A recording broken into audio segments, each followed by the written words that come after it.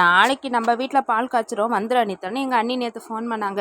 சரி நானும் வந்துடுறேன் அப்படின்ட்டேன். மறுநாள் பார்த்தா அவங்களே வந்துட்டாங்க. நான் இங்கே ஒரு வேலையாக வந்தேன். சரி நான் வீட்டுக்கு தான் போகிறேன் வரியா அப்படின்னு கேட்டாங்க.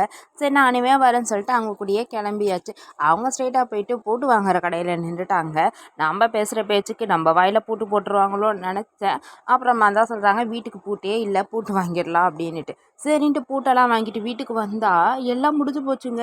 என்னங்க அண்ணி அப்படின்னு கேட்டால், நீ பால் காய்ச்சத்துக்கு வர சொன்னால் டீ போடுற நேரத்துக்கு வந்தால் நான் என்ன பண்ணட்டோன்னாங்க. நம்ம வீட்டில் இருக்க குழந்தை குட்டியெல்லாம் ஸ்கூலுக்கு அனுப்பிட்டு தானே நம்ம வர முடியும். அதனால் கொஞ்சம் லேட் ஆகிடுச்சு. சரின்னு நம்ம வெந்த வேலையை பார்க்கலான்னு வீட்டெல்லாம் சுற்றி பார்த்துக்கிட்டு இருந்தேன். அந்த கேப்பில் ஒரு பார்சல் ஒன்று வந்திருந்தது. அந்த பார்சலை ஓப்பன் பண்ணுன்னாங்க. நானுமே ரொம்ப நேரமாக ட்ரை பண்ண முடியலை. சரி ஒரு கத்தியை கொடுங்க ஓப்பன் பண்ணுறா அப்படின்னா, நீ ஓப்பன் பண்ணால் தான் நான் கத்தியே கொடுக்க முடியும், நான் போட்டதே கத்தி தான் அப்படின்ட்டாங்க.